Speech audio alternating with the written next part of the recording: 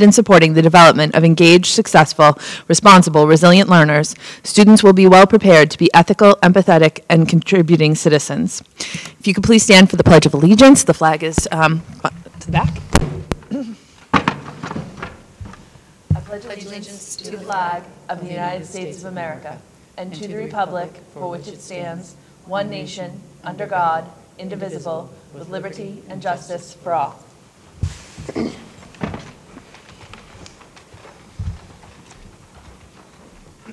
All right. I have no comments tonight because our official business meeting is next Wednesday, the 13th, so we'll be covering traditional business at that point. So I'll open it up to oral communications from the public. No takers? We spoke enough last night, huh, Larry? Lenny and Bernie are here. What do you know? All right. Opening it up to reports and deliberations. So I guess I'll frame the conversation. So back in October, we started with preliminary budgets. In January, we had discussions with the various departments within the school. We had a budget workshop. We've had budget deliberations. We've spoken with our towns at our district communications meetings. We have recently had drop-in sessions. We've had a public hearing. We actually have one more drop-in session tomorrow. That was the rescheduled one, just for anybody that's watching that missed that, at noon at the Rowley Library. So we've had a lot of input over this amount of time. The budget that we're looking at tonight, which is the tentative budget, which I know you all have copies of, has an increase of $1.72 million. Just as a point of clarification, because I know this has come up before, the social workers that we had discussion on are not included in there. We did drop some of the technology hardware and have put in 2 days worth of late buses from this campus, the Byfield campus, for students who need after-school help, athletics, any type of an after-school activity. So that is included in that $1.72 million. Tonight we're going to have the budget deliberation. This is our last chance to talk over the tentative budget that was voted last week. At that point, Michelle will be putting together and finessing a final budget book that will come back to us next Wednesday, the 13th. At that point, we'll be voting the final budget, which will then be sent to the towns and be certified. So with that, I'm going to open it up, and I don't think we have any new information. I don't know if there's anything that you or Michelle want to share. I would say the only thing to share is that in all of our discussions, whether it be with state legislators, regional forums, Superintendent's Association, the general consensus is any of the potential hopeful future change in reform in Chapter 70 in regional transportation is likely not a fix for this year. I think something like fully funding circuit breaker, fairly safe assumption. Regional transportation, there could be more money in, but a fix for Chapter 70, which is really the meat and potatoes of what would help our towns, is not likely something to be significant for this year. So the only update I think that's worth providing is we don't suggest that we change anything as far as the assumptions for revenues. Okay. We had the drop-in sessions over the last 2 days. I know Deb and Maureen and I have attended. If there was anything you wanted to add in, a lot of it was question and answer. Just for the rest of the committee, we handled a lot of questions, or Brian handled mostly a lot of questions on special education, the budget cycle, teacher contracts. What else was on my list here? Minimum local contributions, enrollment swings and assessments, the PC negotiation and how the healthcare programs work. A lot of special education. I see special education was on the list over and over again. I don't know if there's anything material from those that you particularly wanted to remark on. I felt like it was more Q&A than it was, which was great because that's what we wanted it to be. Yeah. I just was glad to see, not that it was a huge turnout today in Salisbury, but it was relatively a good turnout, and I was just glad to see that many were engaged and cared enough to come. And I will say I heard one parent say it today, and I received an email from another parent from Rowley in regards to timing. So we put these purposefully during the day. Rowley's was supposed to be on Monday morning. Today's was 11 a.m., today's was 1 p.m., tomorrow's is noon. We put these specifically during the day because all of these meetings are in the evening. There are multiple opportunities in the evening to have a discussion about the budget. That said, I do think there's a difference to those meetings versus a school committee meeting because it can be a back and forth. I think there are times when people are more comfortable asking a question when it's not in public. I mean, the topic of special education is sensitive, and so people are fearful of sounding like they're saying it's a bad thing when really what we're talking about is the funding.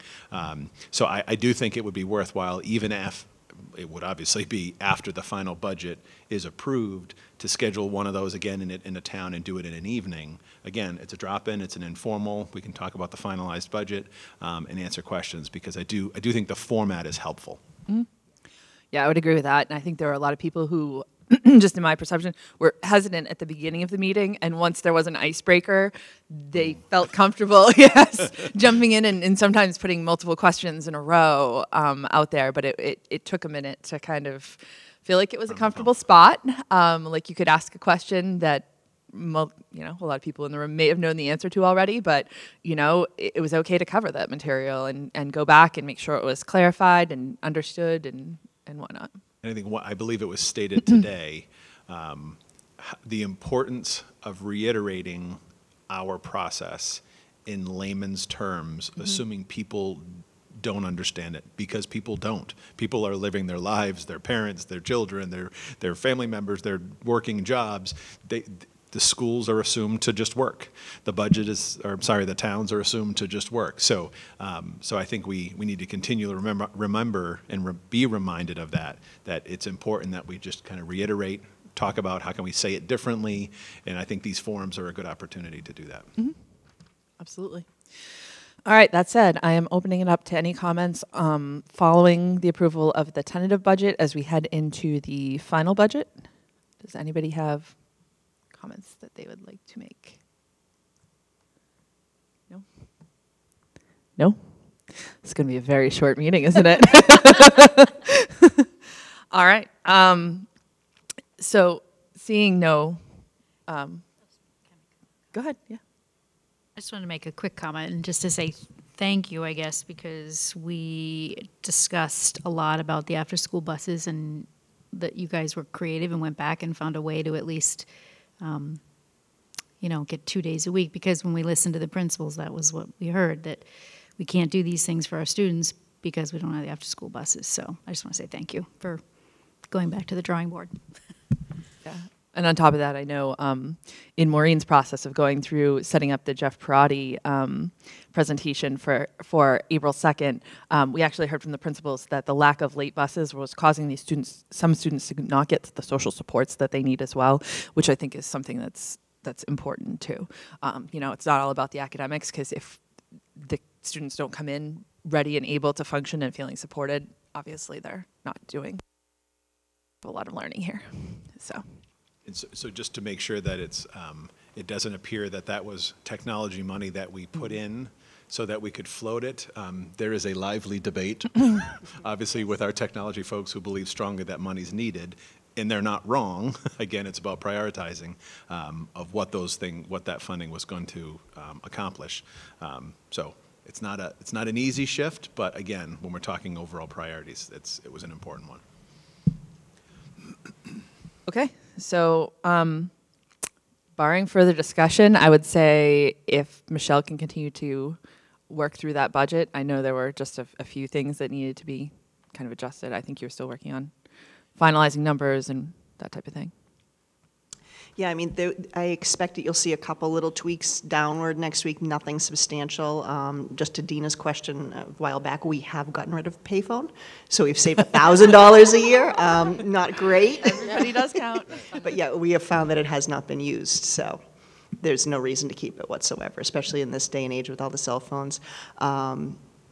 Our retirement assessment, actually, I just realized earlier this week, we didn't get official notice, but it has decreased by another $11,000. So that will be decreased as well. And,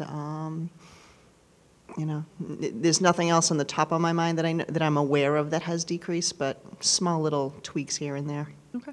I expect we'll see next week. So as those are shifting, we're reducing the bottom line. Yes. Okay. So we're not That's my intent shifting money anyways. around. Yes. That is we're dropping the bottom line. But so far by $12,000, so it's not significant, but every penny does count. And then the one other, Dina has updated that the PEC is continuing negotiations. There is an assumption that we will be below where we are right now. It would be nice if we were 3 weeks ahead and we were ready to wrap it up. I think 2 more meetings. I haven't even told you that. I think 2 more meetings will be to a place where folks are comfortable taking a vote. But I anticipate there'll be savings there. So then there'll be an opportunity to have the discussion of how that's handled because it's after the budget is finalized. So. So just wrap it up, I know the one thing we have talked about extensively is the state funding. There are 2 hearings that were announced over the last couple of days. Unfortunately, they're both during the day, which I know causes a problem for a lot of our members, and they're unable to attend. But one of them is it would be the joint Ways and Means Committee hearing on education and local aid. That's the 18th at 11 a.m. in, I can't remember what the name of the community college is, but it's in Bristol Community College. Yeah, in Fall River. Right around the corner. Yeah, yeah. And we lucked out with having it in Peabody last year, so, got to give somebody else a short commute once in a while. And on the 22nd at I think it's 10 a.m. at the State House in the Gardner Auditorium. They're having a hearing on the Chapter 70 bills. So it'll be on the Promise Act in the Senate, Representative Tucker's bill in the House, and the governor's legislation, H70. So That was on the 22nd. that's the 22nd. That one's at the State House. Yeah, it's in the morning. I want to say it's 10 a.m. I'd have to go back and look at the time. Yeah. Okay. All right.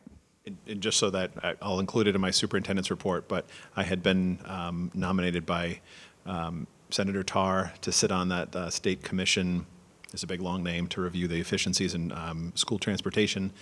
After hearing nothing, radio silence for 6 months, got an email last week. We're meeting next Friday, the 15th, for the first time. So I don't know the full membership, other than I know Senator Hines and Representative and Rep. Peisch and Senator Hines, right? I didn't mix those up. Are the House and Senate co-chairs, and I know Representative Hill is his own appointee. Bruce appointed me, and then there's a few other folks from schools. But there's a schedule that I'll include in my superintendent's report. But those meetings are finally happening. Right. Can I get a motion to adjourn, please? I'll make a motion to adjourn. I'll second. You guys all want to stay here? There's Paul when you need him. I know. All in favor? All right, that makes it unanimous. Thank you for being here tonight. I'll see some of you tomorrow in the Rowley Library and the rest of you next week, the 13th, here at 7 p.m.